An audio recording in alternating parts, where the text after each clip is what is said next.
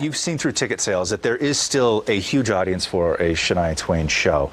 But when you found out just through listening to fans or the appearances that you've done so far that there is still a massive audience for new Shania Twain music, was there a relief? Was there, because you often wonder, you know, are the people still there? If I do this, will they still be there? And I never take that for granted, because I just think that would be foolish. And I wouldn't say that I worry about that, because it isn't necessarily something that I can control, but I care about that. Sure. You know, I do care. I care that I write music that the fans love and that they can relate to. I do care that I make quality music, and I care about the standard of work that I create. Yeah.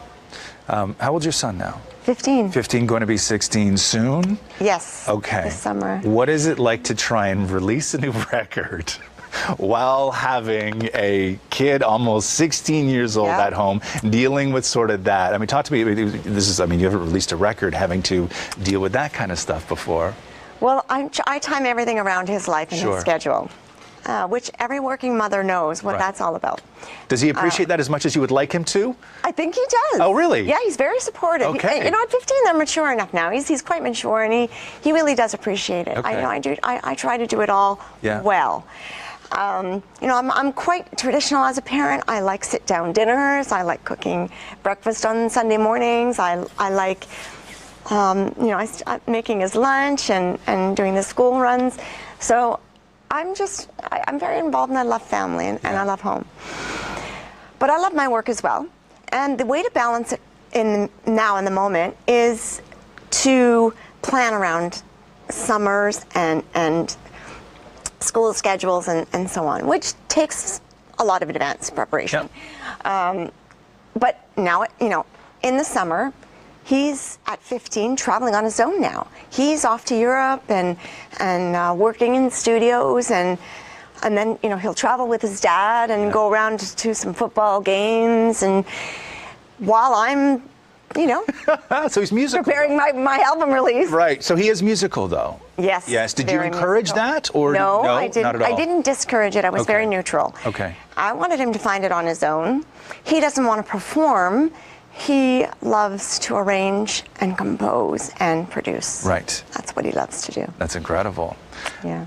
When you, the ideas of having to go back out on the road again, having already put it away, that means the travel, the hotels, the performing is very different than the touring.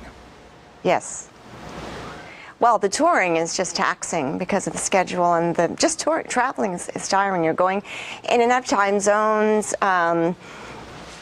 And my voice isn't particularly delicate. Okay. My voice has a lot of stamina. Yeah. I've never had a problem there.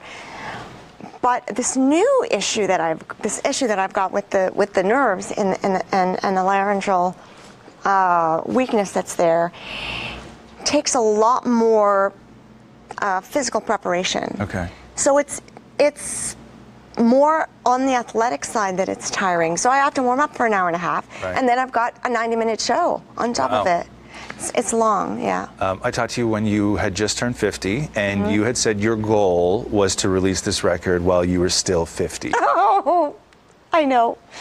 It took 2.5 years to do this album. I'm going to be 52 when the album comes out. The album comes out. That's okay. That's okay. You know, and you're here or there. You also had said that you did not start worrying about 50 until you were 49.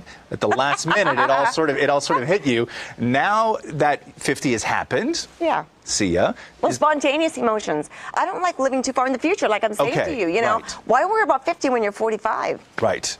So do you still have that attitude now that 50 has come and gone?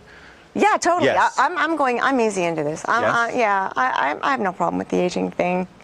Are you still setting goals for accomplishments that you want to crush at certain points? Maybe I should stay away from doing that. I really am more of a go with the flow kind of person. Yeah. And I don't like locking myself in. Locking myself into things makes me anxious. Really? Yeah, because I have so many things to do, and I overload myself. So I need to give myself room, and I like to be spontaneous anyway. Yeah. I think that too much structure kills creativity. So really? I've got to strike a balance there. Did you learn that early on? I think so. My brain just works a little bit peripherally. Yeah. A lot peripherally, actually. Right. So I need a broad scope of everything, Yeah. and then I narrow in on the focus. Right. If I'm narrowed in from the beginning, that's it. I feel like, I panic. I feel claustrophobic. So my brain needs room. When you started sitting down, when it was known that you were going to be writing a new album, did people come out from everywhere who wanted to help you with this? It was, I'm feeling the love, for sure. That list of collaborators and producers, and did you get that? Were people like, I would love to be a part of this, it has been a long time and this needs to happen? I'm still getting that even when the record's finished, and I'm like, oh, I wish you would have told me that before. I would have loved to have you on the album. Yeah. So it's been really, a lot of people have been anticipating a new album. So industry-wise, it's been very good that way. Yeah. The musicians all, happy to play on it. Really, really good spirit around it, all of that. And treating it with importance, which I really appreciated. Yeah. They treated it with importance and respect, which just made me feel like everybody was looking out for me and they wanted the best for me, and it was, very sincere and genuine. So it was supportive. Yeah. A supportive experience. And help me out here. Was there a point where Prince reached out to you? Yes, he was the first person to reach out as a producer. Yes.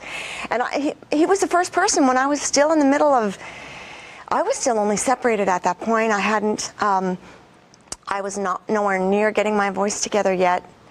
I had no confidence in the voice yet, and I had no songs that were written and ready. So he was way ahead of me. Right. And that, it was unfortunate in the way that, then he, obviously was unwell, and we know all what happened in the end. But the fortunate side is that I got to meet him, exchange ideas, talk to him, and that I'm very grateful for. Right. Yeah. Do people want you now to sing on their tracks? Oh yeah. Yes. And the co-writing is something that now I think I'll get back into, now that I've taken this moment to, I guess, reacquaint myself with myself and just standing alone. Yeah.